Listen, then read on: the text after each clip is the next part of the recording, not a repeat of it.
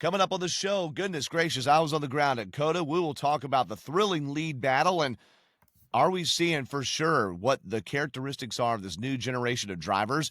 Could NASCAR have some penalties coming for some drivers' misdeeds on the racetrack? And we'll look ahead at the option tire being used in Phoenix, along with some history being made there too on 5 to Go. Hot Rod Lincoln. Yeah, buddy, episode 302 is on the tracks. Welcome to the 5 to Go podcast here on GoPRN.com, on YouTube, on Apple, on Spotify. I'm your co-host, Doug Turnbull, joined on the line by fantastic fellas, all right? I get to hang out at the Performance Racing Network. I was part of their announcing team this week, and they have a fantastic team there. I go from one great one to the other. Of course, I got great coworkers in other space here in Atlanta, but joining on the line first, he just showed us his sizzle reel, guys, all right? His sizzle reel of directing University of North Georgia Athletics broadcast, the Nighthawks Network. He's our multimedia extraordinaire, our roving racing journo, and I think he's still got the Atlanta COVID, all right? I think he's still got the AMS COVID. Devin Kupka, how you doing? I am doing good. And by the way, that sizzle, that commercial I showed you, that is actually not my commercial debut, believe it or not. And I'm actually currently in two commercials. That one for the Nighthawk Sports Network, and then got the 5 to Go podcast commercial that you hear at the PRN races as well. So I'm double dipping here. I got a North Georgia commercial and I got a 5 to Go commercial. Come on. I guess everywhere I go, I'm in a commercial or something. I get so proud of both of you guys whenever I hear that 5 to Go spot that plays during the local commercial breaks. PRN airs promos for those that don't know, and we made one for 5 to Go. And we're so thankful to everybody that listens, by the way. I want to share YouTube. We were looking at some of the numbers in our YouTube video shorts are up over 500, which I think is pretty cool for each one. And we definitely want to get more people watching the whole show. If you know the show, you like it, please actually physically click the like button and subscribe. Not because I get little like tingles up my spine when you do it, but it just helps put it in more places. It feeds the algorithm. If you like it, share it with people and make sure they know about it. Also joining us on the line, now he does give me tingles up my spine, all right? He's a master maker of speed. He grinds the gears in the Dawsonville garage and has maybe the most prolific collection of racing memorabilia I know. Dan Elliott, how you doing, sir? Doing good, and because of you and Devin, I'm either going to have to get game or up my game. I haven't figured out which one it is, but I'm going to have to do one of the two because Devin is definitely pacing me for sure, and I guess I'm going to have to get AI to help me do a new resume. Hey, AI helps us chop up these video clips into short bits, all right, when we put those shorts out. I mean, I hit magic clips, generate, and makes the clips. It's pretty amazing. So, hey, you are already a part of AI, Dan. We know these race teams use artificial intelligence in their war rooms and on top of their pit boxes to develop pit strategy and I'm sure figure out the small ways that they can tweak on the race cars. I don't know that AI did this, guys. So in the Phoenix garage, and I didn't get to see this up close. I only walked through the garage maybe twice this weekend. We were on a kind of a strange schedule where we were pretty much out in the turns early Saturday to do practice and qualifying for Cup. And then, of course, the Xfinity race. And then Sunday, there's stuff happening in the garage, but there's also not. They just race on Sunday. So I just didn't see a whole lot. But on Friday and Saturday, they were putting out some of the parts that had gotten confiscated for teams. Now, Chase Briscoe and his 100-point, 10 playoff point penalty, the 4-race suspension for James Small has been on appeal, and their appeal gets heard this week. In fact, by the time you hear this, the appeal might have already happened, okay? But that spoiler or the spoiler modifications were not on display. However, did you see this, Devin, on social media? That I had forgotten that there was a smaller penalty handed out of Daytona to the 51 team. That's Cody Ware's team, the 34, Todd Gilliland, and it was for having improper or illegal weight in the car when the car was getting weighed. And they had in the driver drink bags, one of the teams just straight up put a piece of lead in the bag, like didn't even cover, like just closed the bag. Another one sewed the extra weight into the between the layers of the driver drink bag. And they were trying to get by with that in inspection and it got caught. So the added weight would not be an advantage if the race went green, but it is an advantage, Dan, as you know, because if you weigh the car and it says it's 3,500 pounds. I don't know the exact number, but 3,500 pounds. And then you take the lead out of it. That means it's 50 or 100 pounds less. And that's where you gain an advantage on a super speedway, right, Dan? Yeah, but the super speedways, believe it or not, do less for you with weight than the short tracks do. So I guess I missed the logic here on doing that, because we learned early in this that the weight hurts you less the longer the racetrack is. A lot of teams actually didn't mind the weight at Daytona and Talladega, because the thought process was that gave you extra momentum, that as you went into the corners, it's like a large flywheel versus a small flywheel. That momentum carried you through the corner and allowed you to keep that going through the corner and then gain down the back straightaway or front straightaway. So maybe it was just something they thought they could get by with, maybe because it was a larger track, trying to get by, see what they could do before the shorter tracks. But the weight definitely is a factor the shorter the racetrack is, because you have to accelerate that weight. And anytime you can do that, if you don't believe me, just drive your car and then throw a couple of people in it and see what the difference is. That's a good point. So they got 10 driver and 10 owner point for a safety violation for added ballast to their cars. That was announced the same day as the 100 point, 10 playoff point penalty for Chase Briscoe, so it got covered up a little bit. It flew under the radar for me. I thought that they just had an issue in inspection. I didn't really pay close attention, and it turns out that was a bigger deal. Doug, I never found out what the weight was, whether it was a small amount of weight or a large amount of weight. It doesn't matter in the fine, but I was just curious as to how much weight we're talking about, because were they going to change that bag out before the race started? Was that the plan? I think so. Yeah, they were gonna try to have a slightly lighter car, I think would be the play there. Let's see.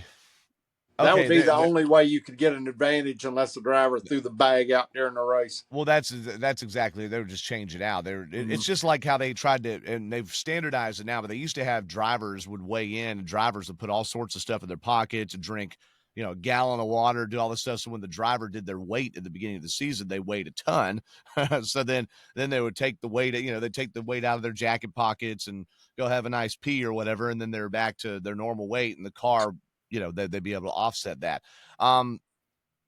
Series managing director of the Cup Series, Brad Moran, said they probably weren't planning on racing with this. What they were doing is having this on for right side weight in the inspection. And They also had parts of the driver cooling system and a power cord with additional lead weight that was not hooked up and just sitting on the driver's side during the inspection. So you could have at least hooked it up and made it look real, but they just put an extra cord on there that was made out of lead.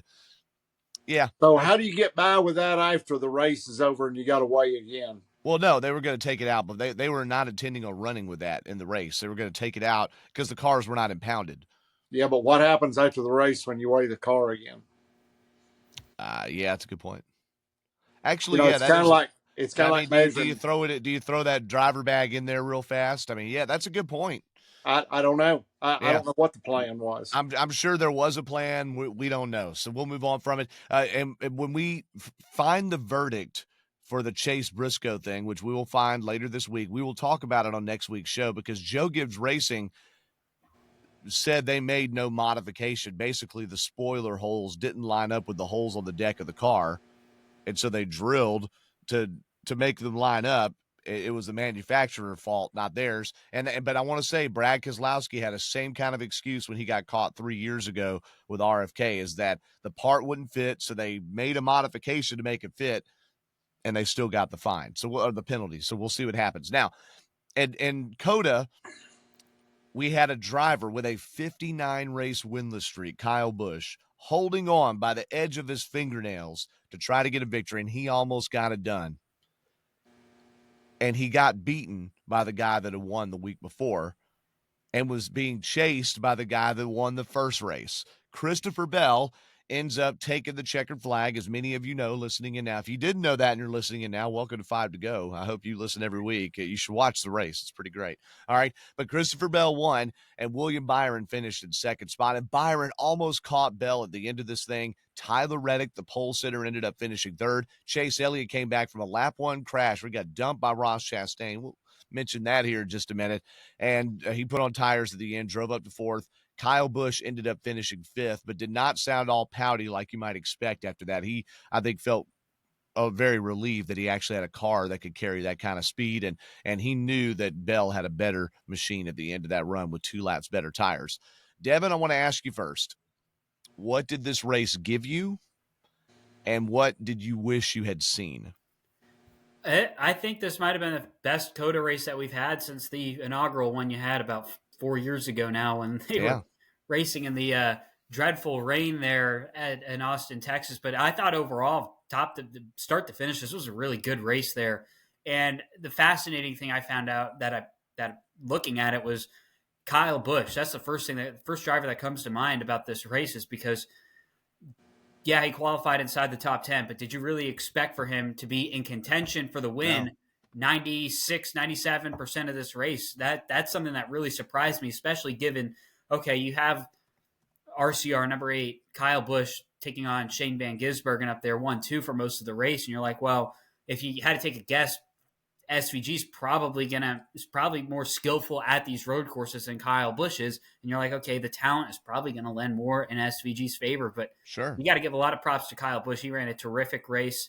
And the thing is if they switched up that strategy towards the end of the race, didn't pit, if they pitted with Bell, I wonder if the outlook would have been different a little bit. Because I know there was some damage at the end of the race, but still, 3 or 4 laps, less fresh tires, that's what really cost him at the end of the race. But really, top to down, great race. How about Christopher Bell going back-to-back, winning 2 out of the first 3 races of the NASCAR Cup Series? I mean, I'm not at all surprised with that, by the way.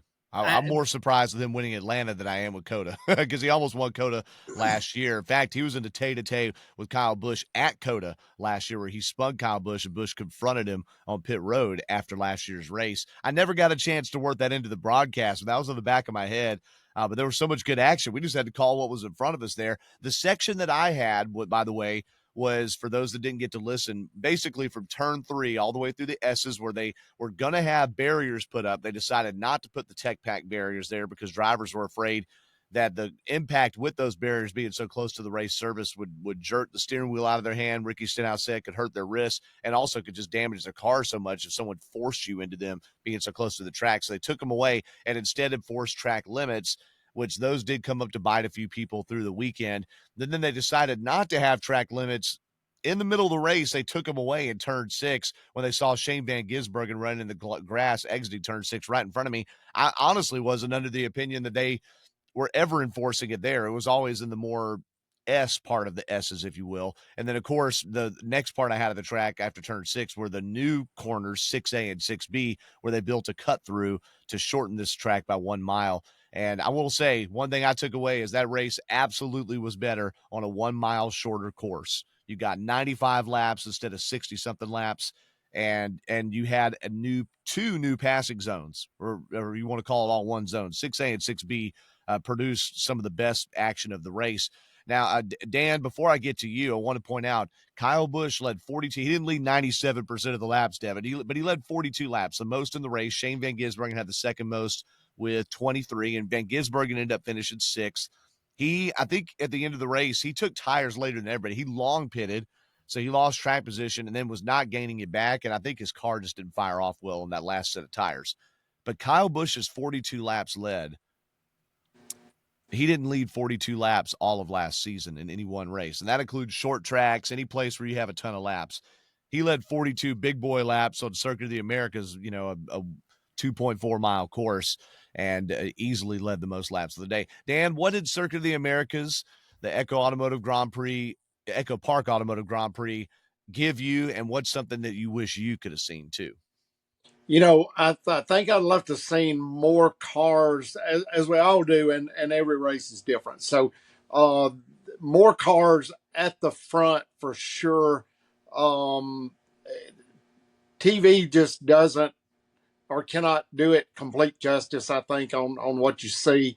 And your view of it was a lot better, I think, than the viewer was on TV, because you just can't see what you can see with the human eye if you're there. It's kind of like tailgating and being there. You got to be there. So given that, I just think I see a little bit of, as I mentioned earlier, a little bit of the changing of the guards on the drivers that, to me, have matured quite a bit since last year.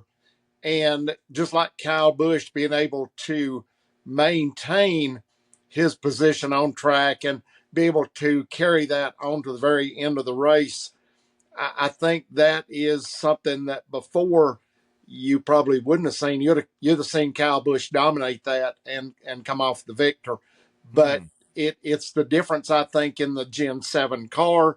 And I think it's also the driver's approach to how you either attack the track, or the old cliche of a lot of this stuff being one with the track, where you actually Doug, you are blended in, and you feel a part of it, and you don't attack the track. You and the track are one. And like Darlington was, if you didn't leave Darlington with a stripe, you weren't running fast enough.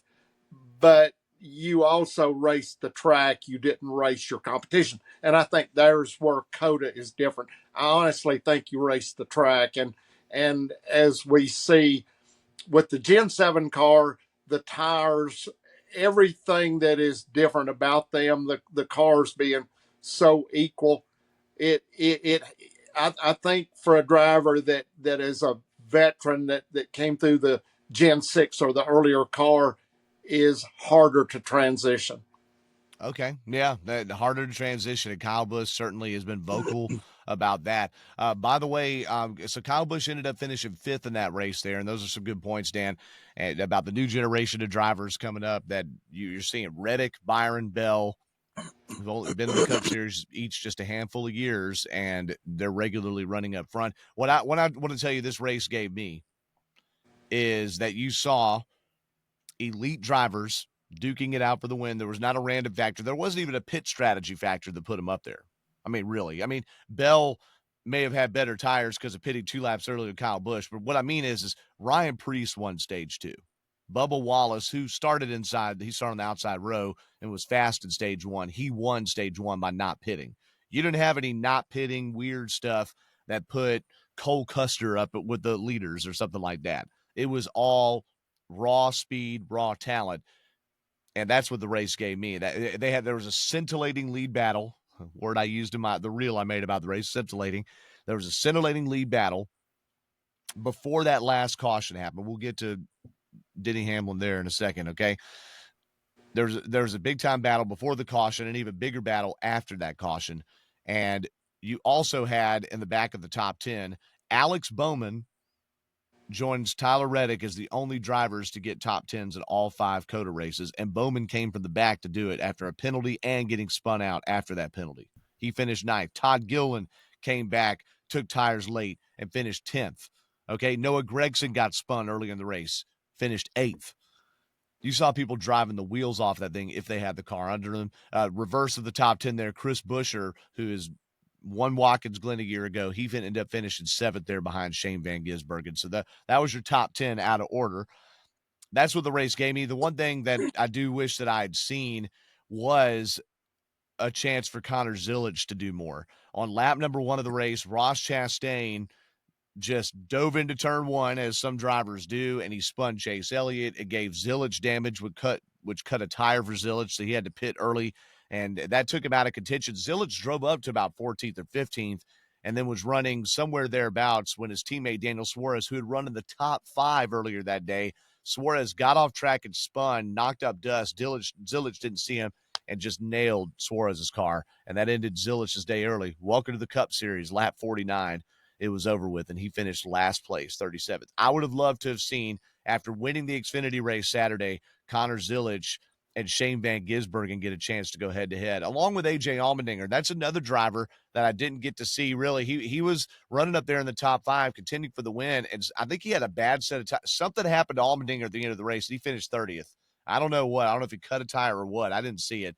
But the road course aces, actually, the ones that are known for mainly only being great at road courses, didn't have a chance to go toe-to-toe like I wanted them to, but instead the Cup Series stars of every kind of track were the ones that won it. So those are kind of my yin and yang there of Circuit of the Americas. We certainly would have loved to have seen more fans there too. I don't know what it was. The weather in Austin was beautiful. And I mean, I know there's a lot going on in that city, but certainly I hope that the What was Cup attendance like there this weekend? I mean, if it was half full in the grandstands, we would have been lucky. But it's tough at a road course. You got people spread everywhere. If I was there, I wouldn't want to sit in my seat the whole time. There's stuff all over the track. So were there more people at the inaugural race in 2021 than there were this past weekend? I feel like there were more people in past years. I don't remember exactly what 2021 was like, but I remember it was raining too in 2021.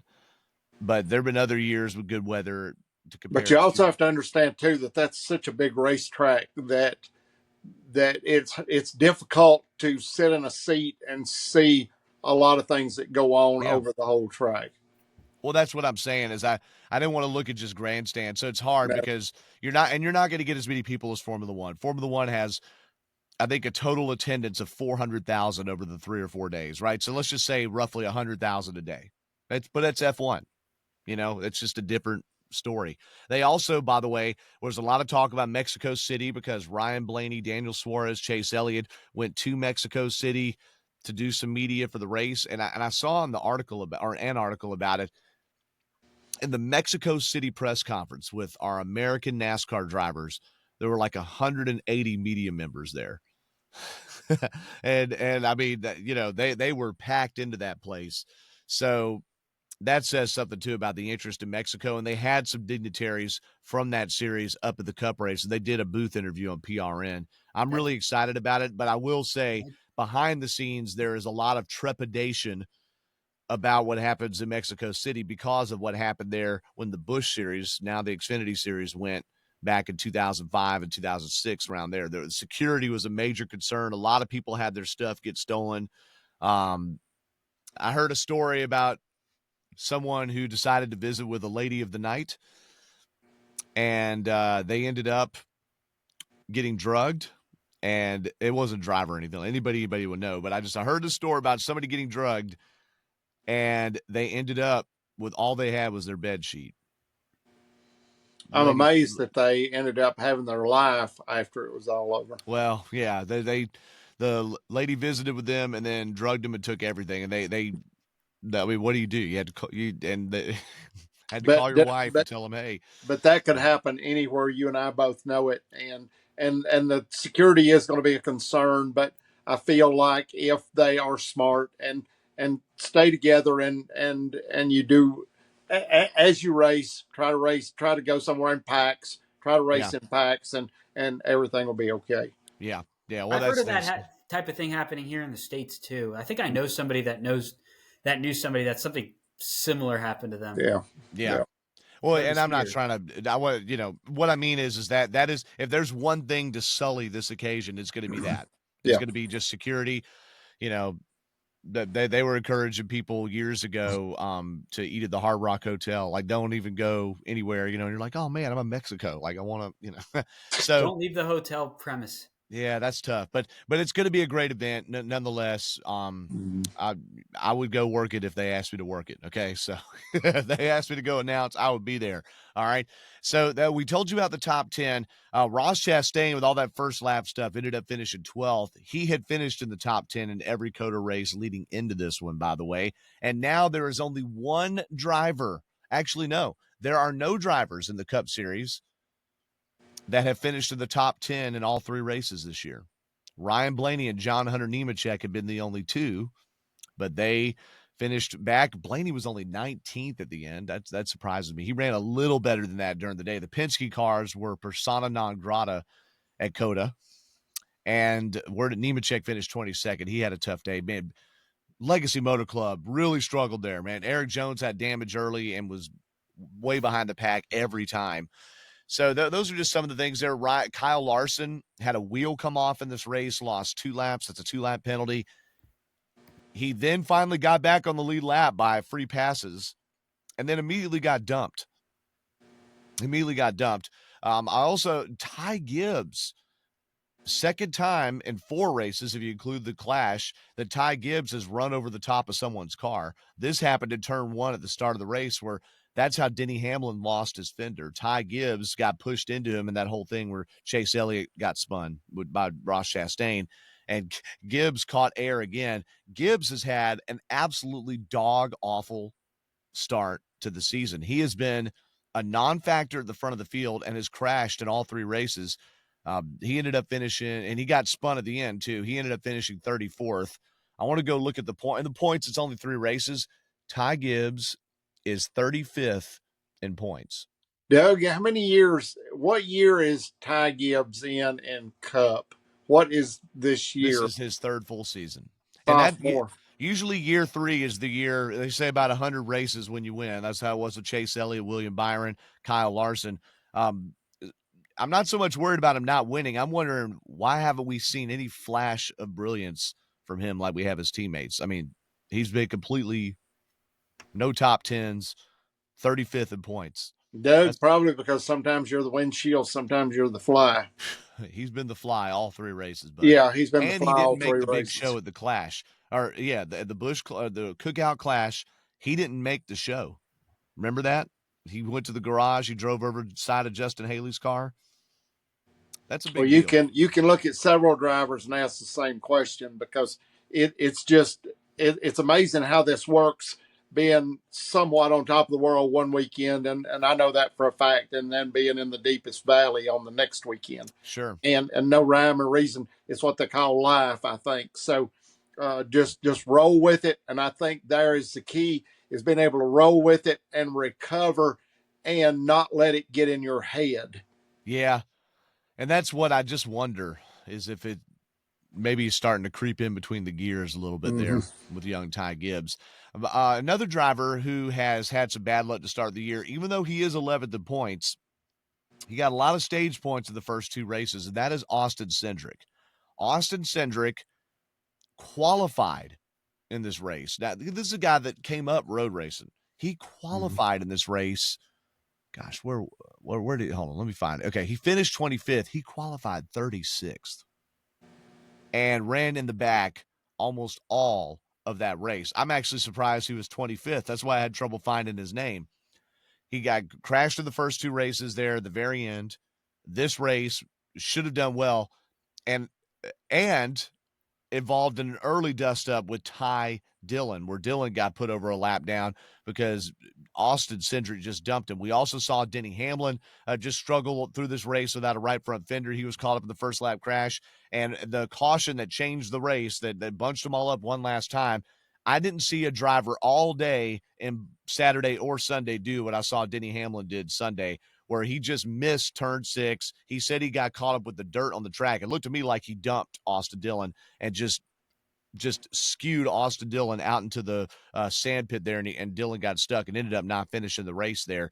And Denny Hamlin ended up 21st. But those are 2 drivers, especially in Austin Cindric's case, where it looked like he was just taking his frustration out on Ty Dillon and dumping him. And I'm wondering if there'll be some NASCAR penalties coming down, particularly in the Austin Cindric case there. But Dan, you saw both incidents there. Did you have anything to add on either of those? No, not really. It just really is, as we've talked about, Doug, Devin, it's surprising to see what happened to what is normally your veteran drivers, and just the things that happened. It was almost as if the something was wrong something was amiss in the universe, and we had a just a whole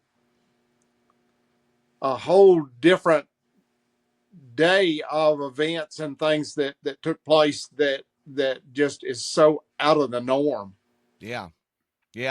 It does, and it seems out of the norm. Cindric had a scrape with Austin Dillon I think it was last year where some people thought he really wrecked him on purpose, and would there be some penalties coming down? I want to say it was like a gateway or something like this, a track, something like that in the middle of the season. I remember a year ago, but he's generally a pretty even-headed driver. What did you think when you saw this stuff unfold, Devin? I didn't see the Cindric versus Ty Dillon stuff until after the race. It didn't happen in front of me. The Denny Hamlin one happened right in front of me. Well, what did you think? Yeah, it was interesting because it was early in the race. It was on the front stretch, that long front straightaway, and he kind of just, I think they got off of the last turn, and I believe, let's see, Ty Dillon, he got spun coming to the start-finish line, hit the wall. I'm surprised the caution didn't come out there. Yeah. But, you know, the most surprising thing about this race. If it had been the last lap, it would have come out. Here we go. One thing about this race. Yeah. The most surprising thing, and I know we didn't really have a lot of cautions, but how much turn one, I wouldn't want to say it's a non-factor, but how much the least amount of chaos. We didn't see a lot. The most chaos we saw in turn one was the first lap of the race. Yeah. Out of all absolutely. the restarts, it was really tame. And they moved the restart zone back after the 2023 debacle of a race where they had like 26 overtimes. If it was 2 or 3 overtimes, and Tyler Reddick finally ended up winning that race, that's because drivers realized they could just dive bomb that turn. By having them a little more up to speed, a little tiny bit more spread out, that I think that calmed that down a little bit. So I agree that turn one had a ton of changing of position, but it didn't have as much egregious action as before. Turn 6A and 6B seemed to be really where it was at. And there was a little bit in the stadium section too, that which is the last collection of 5 or 6 turns that also saw some passing. But man, 6A and 6B, you could set drivers up and dive bomb right under them, just like the new turn 7 at the Roval. Do you think COTA should come back? I do. I think it's an important place to be. I think having 2 races in Texas is important. And no offense to Texas Motor Speedway, but I don't think going to Texas once a year and it being at TMS is enough. I think Austin's a great place. I know it seems the enthusiasm level has run out a little bit. There were some gremlins, I will just say, I'm not going to get into them, but there were some gremlins during the race weekend that I think need to be cleaned up that I didn't notice in the first couple of years I wasn't there in year 2, but in the first couple times I went to COTA, things were a little more buttoned up, I guess. So I don't know what was going on with that, but it certainly has been called into question whether they would come back next year or not. I'm just not sure where that race would be going. Yeah, and that's the thing. I feel like we had great racing at the road course, and that's something that NASCAR struggled with in the Gen 7 car. And that was a great race on Sunday. I think you got to give it another shot. And, you know, if it continues to produce this type of racing, the fans will eventually come. So, we hope. Like you go back to last year's race, because I remember I was going up Elite 8 North Georgia men's basketball team last year. I remember listening to it on the radio. And look, y'all do a great job on the radio. But even on the radio side of things, I could tell that was a pretty uninteresting race last year, dominated by William Byron. It was dominated by Byron. The only interesting thing I remember from that race, besides Kyle Busch and Christopher Bell, was that Christopher Bell was catching Byron at the end. And if he had had 1 or 2 more laps, I think he would have gotten him on that 2-stop strategy. One thing we didn't see Sunday was a huge varying difference in pit strategy. We did see Shane Van Gisbergen get long pitted by Steven Duran, his crew chief, to maybe just try something different. He was running 5th or 6th anyway. He ended up finishing 5th or 6th, so washed out evenly in the end. And then we saw Christopher Bell deciding to pit 2 laps later than Kyle Busch, and that being the difference in tire wear. Tire wear did matter here. It wasn't super significant, but we saw that kind of thing make a difference. And I also got to say, Saturday's race, seeing Connor Zilic come from the back too, the kid's got it, and I know he bent some feathers and ruffled some things. His teammate Carson Kvapil, who ended up 23rd, cut a tire just trying to defend his position in that. He flat spotted a tire and eventually went down. But Carson Kvapil should have finished 2nd in that race. He was unreal, and he actually had the 3 fastest laps of the day Saturday, not Connor Zilic.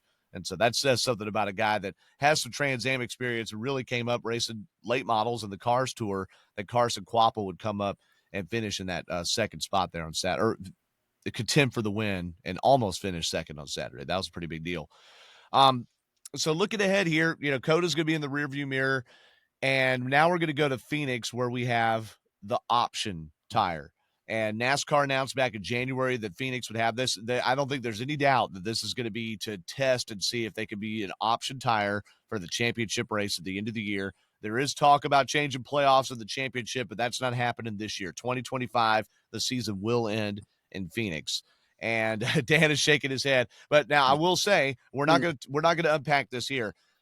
If you've been paying close attention to the NASCAR news, there is a committee of people in the sport made of drivers, team principals, manufacturers, some media maybe, I'm not sure, and they're trying to come up with the best practices for how the playoffs will look in 2026 and beyond. And there's some talk about rotating the championship race. There are some people that are arguing to go all the way back to 36 races full season, which is not going to happen. But they're putting everything on the table to come up with the right mix of pure sport and of entertainment. Christopher Bell was very outspoken this weekend, and he wasn't especially outspoken, but he has become a real campaigner for trying to make the playoffs still be interesting, but it still means something more than just one race at the very end of the year. And Devin, you want to say something about it? I really didn't want to open that topic now, but I want to know it's being worked on. Yeah. Real quick. Final round, Martinsville, Atlanta, Kansas, or something like that. Okay. That's an exciting round right there. That's exciting. Yeah.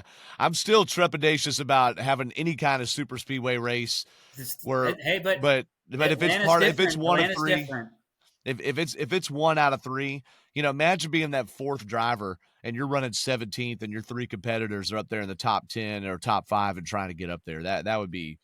All right. To me, this is an important deal where I think you've got to consult AI on the last. If you did do 3 races or a last race, I want to go to AI and pick out the one that has the most different owner wins, because if you think anything about Martinsville, which was one of the races Devin brought up, was when you think of Martinsville, what do you think?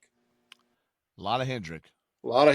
Okay, so I want to consult AI, and nothing against Hendrick, that they've earned it. So, but I want to go to a place where there has been a variety of different owner drivers who have won races. That's fair. Was it Ryan who won that Martinsville race? The Bell got the penalty and all that. So was it Ryan Blaney? I'm blanking right now. I just want to remember. I got to look at the fall Martinsville race last year. It was Ryan Blaney, wasn't it? I think they ought to do Atlanta. I think whoever gets on that board, they need to give me a call, because I think Atlanta needs to be in this deal. I think Atlanta should be the last race. I don't want to open up a can of worms. I'm just going to say this real quickly. I wonder how that track aging surface is going to age and how that affects the racing. It might get into the conversation, I feel like, potentially where, okay, this is a super speedway race, but there's more to it than the other ones. Well, no, they're already saying that. I'll leave it at that. They're already saying that because of how small the track is compared to Daytona Talladega. Look, listen to last week's episode, y'all. We laid out why Atlanta's the best Cup race. We're going to come back to Dan toward the end of the show today, just because he wasn't able to join last week. And that's all right. So, Doug, give me a definition for a super speedway. What is your definition for using that right now? It's using that package. Okay, I know that the super speedway used to mean any track that was bigger than a mile, right? Like Darlington used to be 2 miles. Yeah. Well, no, but it used to be a mile. Remember, they used to call Darlington a super speedway a long time ago. I never heard Darlington call a super speedway. I know Talladega was, but anything for us, anything over 2 miles was super speedway. So, right. But now we don't call Michigan and Pocono that. It's really the better term is drafting track. Okay, then Atlanta needs to change its name for sure. Okay, because read it in the name of the track. Atlanta Motor Speedway. Okay, it ain't Atlanta Motor Super Speedway. Sure. How about this? Atlanta Motor Speedway, the premier drafting track. If I ever had to say that over and over again, I'd be pissed off. Okay, we don't need a bunch of new stuff. No, that's the premier drafting track. Daytona Talladega. Go ahead, trademark it. Yeah, respond right here. Okay, there it is. All right, look, let's get to Phoenix. Okay, yep. Y'all make some great points about Atlanta there. We'll hear Dan's take on what he saw in the race there a little bit later on. Phoenix is going to have the option tire if it runs basically they're going to have a limited number of option or soft tires to use in that race. Like the Richmond, they got 2 sets. So it was 6 sets of regular compound tires, and then 2 sets of soft tires. So, right. So I'm not sure if it'll be the same numbers of each, but the point is you'll have limited soft tires. Softer equals faster, but it means they wear out faster. And so it'll be a strategy for these teams. Consulting AI, I'm sure, Dan, as you mentioned there, to figure that out. But Dev, are you excited to have something of a wrench thrown into Phoenix? Because right now, Phoenix has largely become kind of a bland race except for the restarts. Yeah, I'm looking forward to it this weekend to see what Phoenix could offer with a potential new tire package that they have there, or an option tire that you can choose from. I think it's going to be interesting to see. I wonder if they're going to use something like that potentially in the championship race come time in November. Yeah. Well, it's definitely. I don't see any reason why you wouldn't. The only reason I would think that you would do something different in November than here in March is if it wasn't good enough in March. And you got to come up with something better for November. They used an option tire back in Martinsville and a softer tire in general at Martinsville back in the fall, and that ended up being a pretty good race there. Dan, do you think that's right, having 2 sets of tires? And we see in Formula One, they run 3 different sets. We've seen different times in NASCAR they try the 2. Do you like this idea to try to spice it up? I think I like the idea, but I honestly think that you need to go back to how this was done. I think more in my generation, and let's go test. Let's just have a test day at Phoenix and take the 2 tires and see what they do during the course of the day. Because at the end of the day, I think for the race it's going to be much of the same thing, that the teams are basically going to the strategy, except for maybe 1 or 2 teams who can afford to gamble, are going to do the same strategy. Okay. Soft tire, you're going to save. The gamble becomes, is this going to be the last caution flag, or we're going to get another one? Are we going to stay out? Or are we going to pit? Okay. So strategy is everything. That's why I'm going to have to consult AI, because I need to know when I think the last caution is going to be. Yes, I want the soft tires on for the last 2 runs, and I don't want them to be very long runs. I want them to be sprint runs if I can, but I don't know if that's going to happen or not. So you're up in the air on a lot of things that will change in a hurry, and my AI is going to run all day long, and it's going to run double time as the race draws closer to the close. No doubt they'll be having an AI assist on that for sure. No doubt. Yep. No doubt. Yep. I'll have 8 crewmen. I'll have 8 engineers sitting there watching this deal at the end, because if indeed this is going to be your championship race at the end of the year, and it looks like they might do the same. I got to gamble and do my best at this race, because this could be your race at the last of the year. No doubt. Well, it will be the race at the end of the year for sure this year. Yeah, but we don't know what the factors are that may change, because you've got a whole rest of the year. But I can't gamble on that. I've got to get the most data that I can gather, because how efficient is AI? It's only as efficient as the data you feed in. That's fair. That's a good point.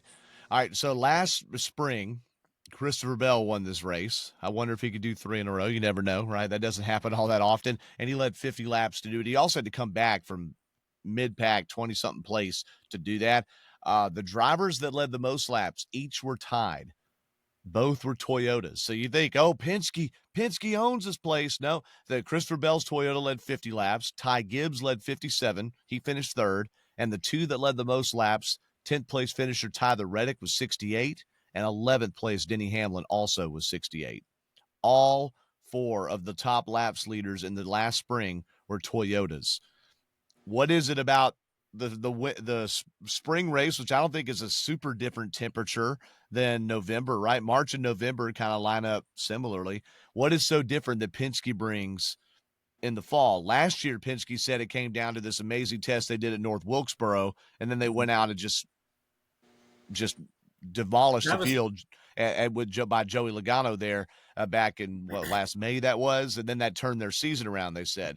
It's interesting to me how great Penske is in that fall race. Here's my thing. Look at the turnaround they had at the end of midseason. We look at Christopher Bell, right? Christopher Bell wins New Hampshire, right? And it's like, all right, Ford really hasn't done a whole lot. Then boom, Joey Logano wins Nashville the next weekend after that. Yeah. JGR doesn't get a win for the rest of the season, and then Ford basically practically runs the table, and they win the championship last year. So I think it's the turnaround that happened, and Ford has just been such a good second half manufacturer over the past 3-4 seasons now in the Cup Series that I think that plays a factor into it. I will definitely have my eyes open to see what they do here this coming Sunday. I think that's really going to be interesting. And, of course, seeing which crew chiefs pull off those option tires at the right time. We saw at Richmond last year that Daniel Suarez's crew chief, Matt Swiderski, decided to bolt on 4 fresh feel goods early in the race just to get it. And he went up and just drove around people. So they do make a big difference. But, of course, you don't want to shoot your shot there too early. So that'll be what we're kind of looking at here for Phoenix this coming weekend. Also in the Cup Series, this is big too. And, I mean, look, there's no drama of if they're going to make the race or not. But Katherine Legge is going to be the first woman to compete in the Cup Series. And she'll do it for Live Fast Racing.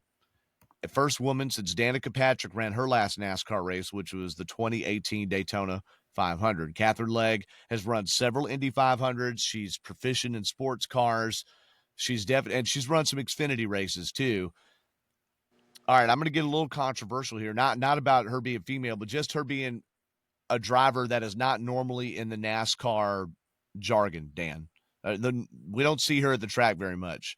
Mike Wallace had not raced a car in 5 years, but was told he could not attempt to qualify for the Daytona 500. Katherine Legge is going to be there in the 78 car, and she's run Xfinity races in recent years. All right, so she's sharp. She's run races. Do you think that this seems hypocritical?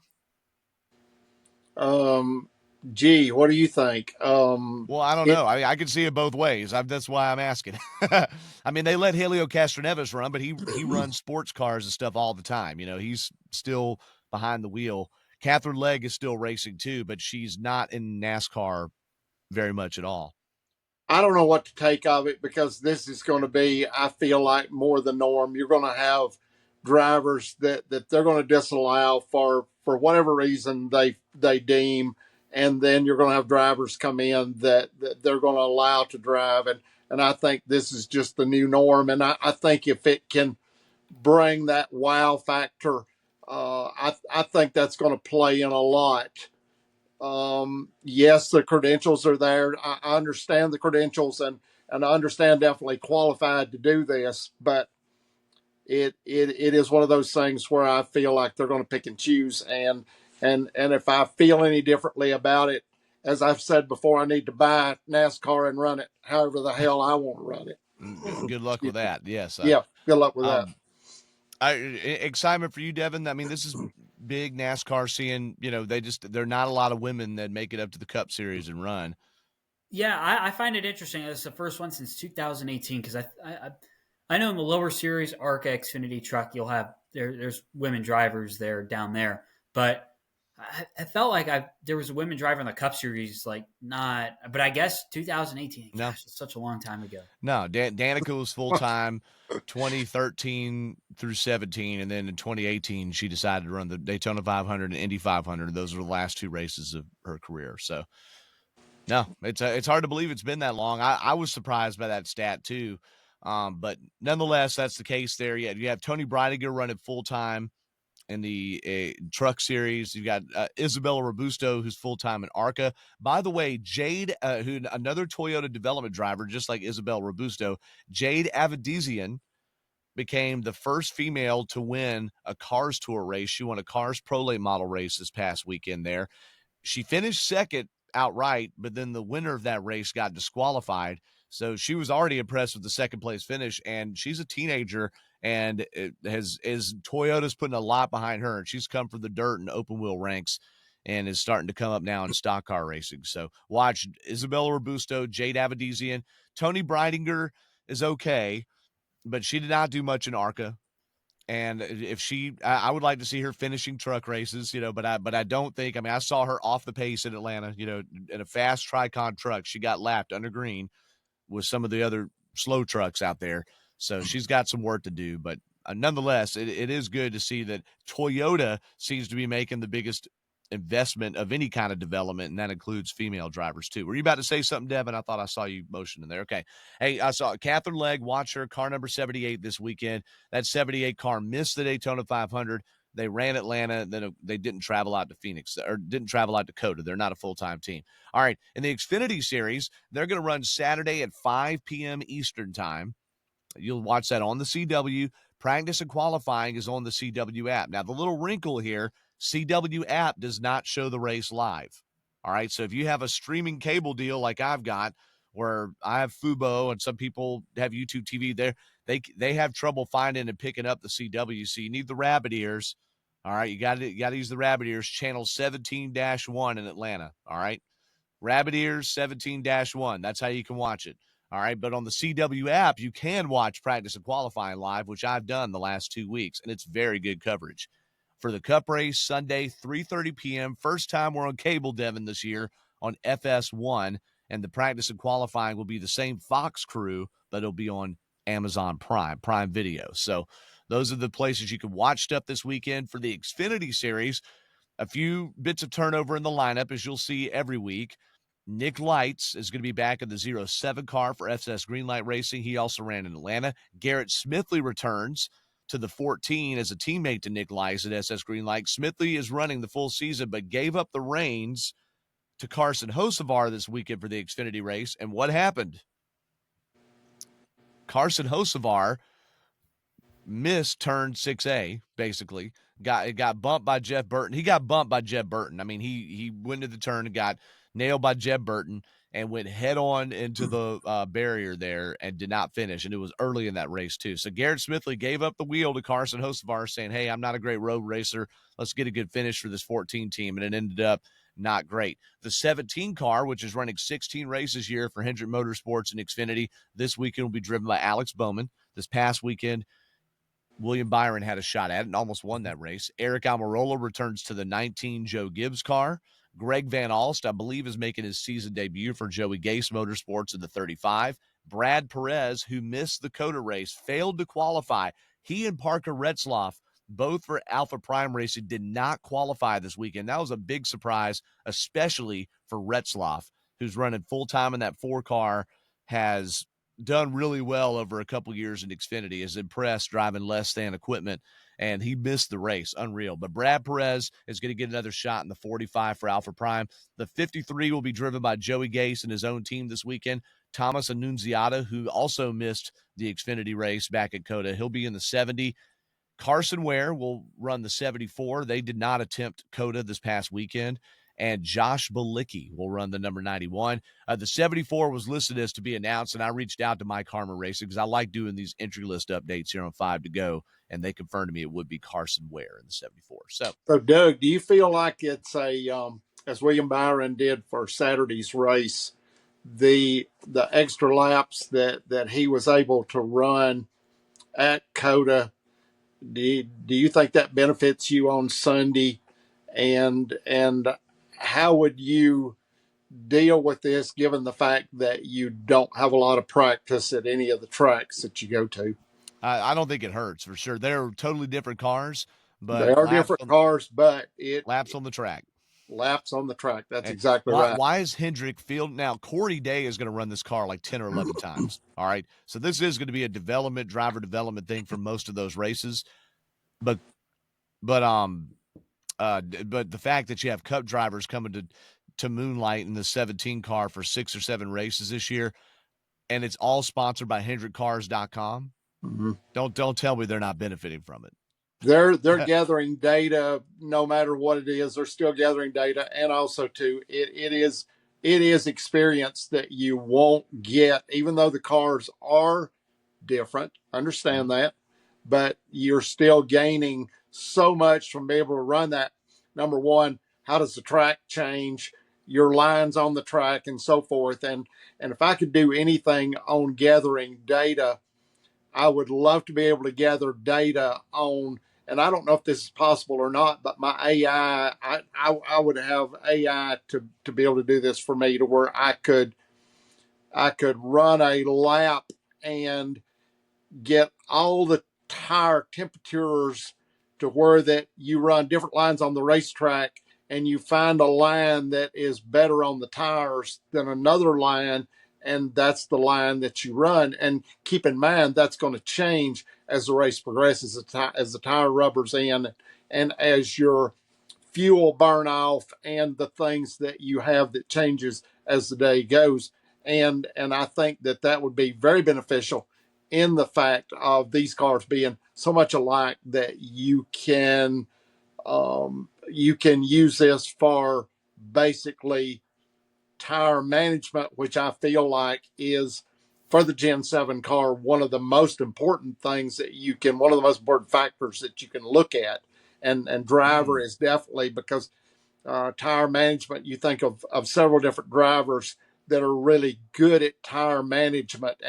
And Kyle Busch always comes to mind for me, because he's run enough short track, he's run enough other series to know how important saving the tires is. But also, too, I know that the different lines on the racetrack are going to help you do that. And as a driver, you may not know really how critical that is. Kind of like saving fuel, and Logano seems to be the master at saving fuel for a long time. So a lot of this factors in, and AI is really changing the face. But I think if I was going back to the question that I brought up, was if drivers were going to run the Xfinity race, I think if it would make it a whole lot more exciting if you would say that, well, if you're going to run the Xfinity race, then you'll start at the rear of the field. You'll qualify, but you'll start at the rear of the field.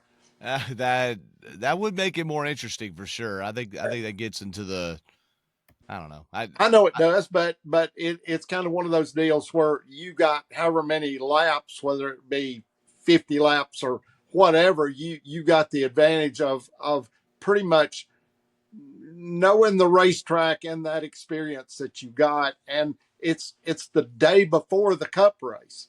Yeah.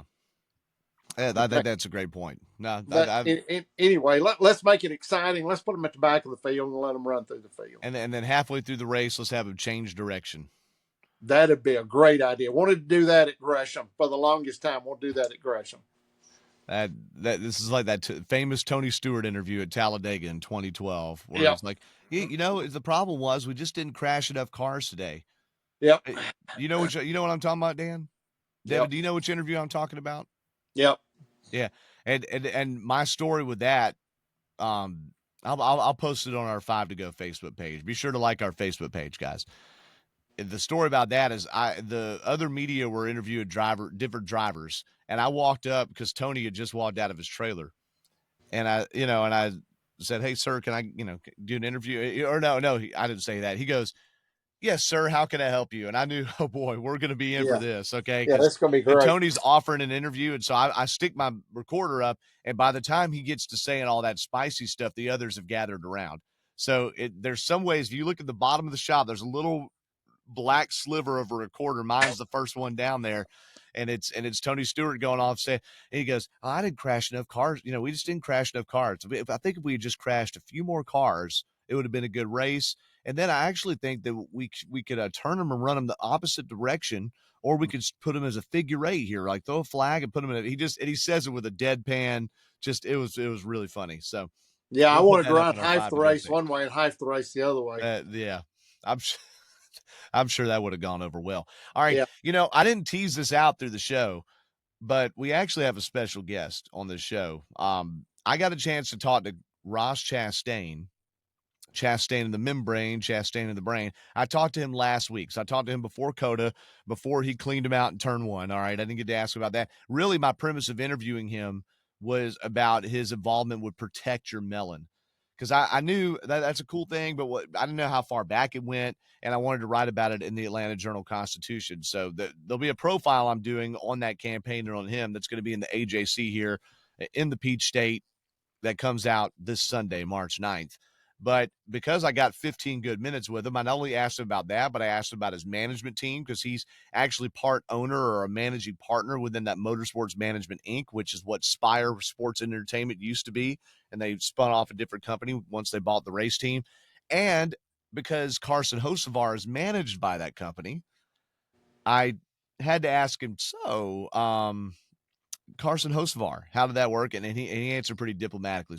The full interview, I mean, a lot of it's good stuff, talking about protect your melon and things like that. The quotes from that will be in my Atlanta Journal-Constitution article, and I'll post that when it's live on the 5 to Go podcast Facebook page. But yeah, it's interesting, guys, we got this to talk about, and then Dan Elliott's take on Atlanta before we wrap up today.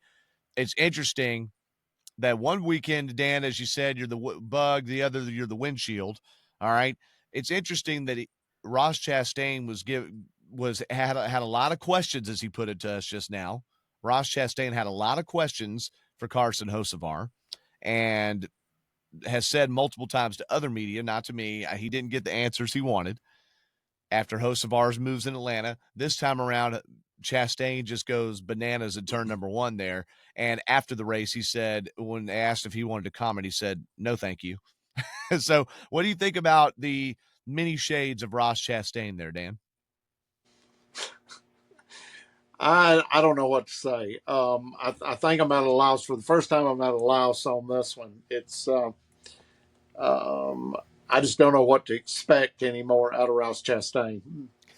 He can be a little unpredictable. I do want to say, and I'm going to ask, let me get your take on it too, Devin, then I want to qualify something about him. But Dev, what do you think? One weekend, Ross Chastain, the lecturer this week, getting the fingers pointed at.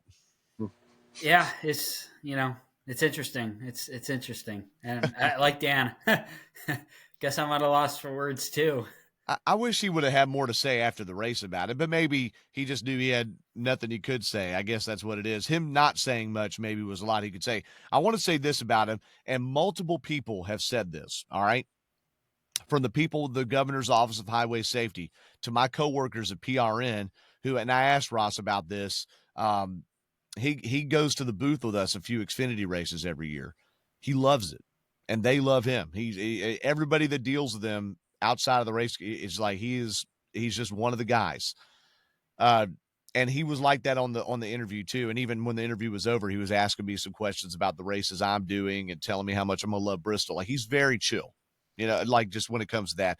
But when the competitor Ross Chastain is turned on, yeah, you kind of wonder what you're going to get. I do applaud him for how he handled Carson Hocevar. He could have gone over there to open up a can of whoop butt. He could have screamed and cussed at him, and neither one of those happened. It was a calm conversation that didn't turn out the way he wanted, but he didn't go over there for fisticuffs. So I love that he's complicated. That's great. I love that. I'm all for the contradiction. I don't think he's fake. That's one thing I don't. Some people, they're all Mr. Nice Guy and then a total turd. Some people don't like Joey Logano because they think he's Mr. Nice Guy, but then is a turd on the racetrack, right? And they think there's an element of fakeness. And of course, Joey Logano would say, no, those are both part of me. I'm an assassin as a competitor, but I want to be gracious to people outside of the race car. But I don't think there's an ounce of fake at all, Ross Chastain. So if anybody thinks there is, I do think you're mistaken. So, but you can hear more from that interview or read more from it in Atlanta Journal-Constitution, Sunday, March 9th, ajc.com. It'll be all on my social channels. All right. Now, before we wrap up, do our final thoughts here on the show. We did hour and a half shows back-to-back weeks. So we're tidying this bad boy up here. Dan Elliott, we didn't get a chance to talk with you after Atlanta. Had some technical difficulties there. What did you think about your home racetrack and what you saw the Sunday before last? Thought it was an excellent race as far as what I saw. And keep in mind that y'all were there. I watched it on TV. Gives me a different perspective of what the race is. And from the TV perspective, it's like the first 80 laps or so. It's not that it's not the racing is not good. That's not it. It's just that there is no incentive for the drivers to run like those last laps, and the whole race can't be. I understand that it can't be the last of the race through the whole race, but still, yet, excuse me, I'm watching that it's almost like you could shorten it up another 100 miles and still make it equally or more exciting than it was. But I thought the race was really good. I still think that should be your last race of the season.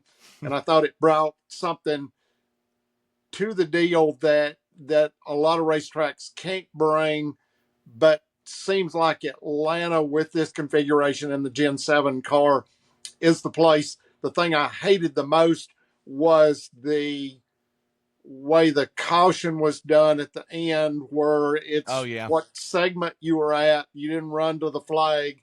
And I hate that. And circumstances dictated that, but still I've seen too much of that this year, and I don't want to see any more of that this year. It's been inconsistent, and I think Denny Hamlin might have said it best. He goes, "We talk about NASCAR being inconsistent. He thinks they got it right last Sunday, and that should be the standard from here." I know we disagree. I'm just saying that's what he said. Is he thinks that if the standard is there's a crash in the front of the pack and other people could drive through it, then that should be when you throw what determines when you throw the yellow. It's not every caution can be ruled the same. All right. Well, I'm glad his reaction time is a whole lot shorter than everybody else's, because I think you would be through the wreck before you realize there was a wreck. Right. And we discussed that before. Yep. But I'm just saying that I think NASCAR is trying to work on the balance between inconsistency and then ruling on each thing differently or not.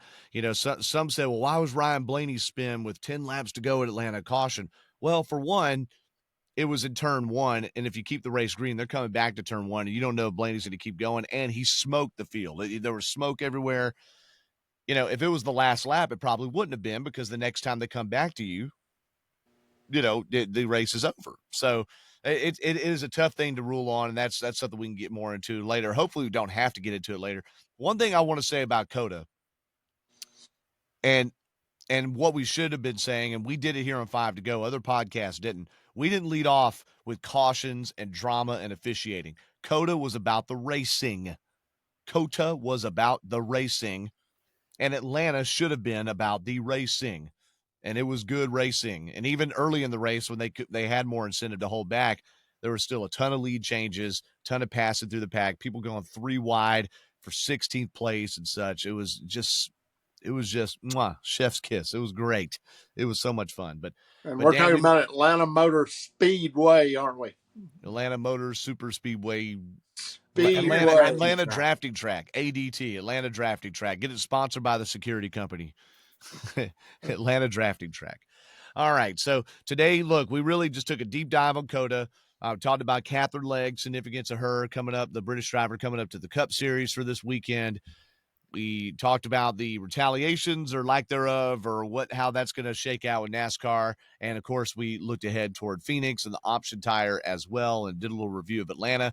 And we got to hear from Ross Chastain and how some of the meetings went during the week with his management company and him and Carson Hocevar. All of that, a full buffet here on 5 to Go. And with that being said, Devin, it's time for our final thoughts, man. How you doing?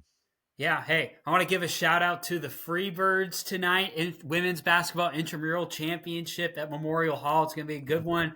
They're looking to avenge their first loss of the season, which was earlier in the year. So I think it's Phi Mu is whatever they're called, but they're battling it out in the championship tonight. Shout out Caroline, Jolie, Katie, Seal, all of the members there, part of the Freebirds team. Let's get the dub tonight. Let's go. That's what? But you're waving a Super Bowl shirt. Oh, well, it's the same color. I said Freebirds-ish T-shirt. It's the same color. Same color. Okay. I got you. Very good. Very good. No, that's good. Good to know, Dev. And yeah, absolutely. We hope you get the big dub over there. But that really confused. Like, why are we wearing a Super Bowl T-shirt? What is going on? The Freebirds. And notice Devin's shouting out his girls. All right. My man. Dan, what's up? I think I'm going to put on the 5 to Go hard hat and show up. You're going to show up. Okay, yeah. Take the 5 to Go hard. Dan, free pizza. Free pizza. Hey, that does it for me. There you go. And Dan was worried about how many bites he gets there in Dawsonville. Okay, that's right. That's exactly right. Doug, I had the phone service up here has always been extremely terrible, and we lost service, internet service for a little while, and I called the company that I'm not going to say by name, but I called the company, and lady answered the phone, and she said, "May I help you?" And I said, "Yes." I said, "One of two things." I said, "You either need to put the hamster back on the wheel, or you need to get a new hamster." I said, "Our service has gone bad," and it really did whiz her off. Okay, so anyway. Oh, I thought it was extremely good because our service up here is so pathetic as far as what you have, and I don't know if anybody can relate to that or not, but you know, I talked to a friend of mine who told me that before he looks at moving into an area, he's moved several times because of work, and he'll always look at the speed of the internet service before he buys into a community. Oh, that's very smart. It's just like I won't rent a car without Apple CarPlay. All right, same thing. Yep, yeah. Same thing. Real quick story about this shirt, actually. So I was in Alabama, like 2018 or something. Mm-hmm. Lost claim luggage store. I forget where in Alabama. Yeah, that's a big thing. Yeah. Is that in? Got this shirt alongside a Bill Elliott shirt, a Coors shirt too. So I won that day. And to the poor people that lost their luggage, message us, respond right here, message us, and I'll send you Devin's address. There you go. Hey, 5 to go final thought for me. There's nothing like being at the racetrack. I get to go back again, Bristol in April.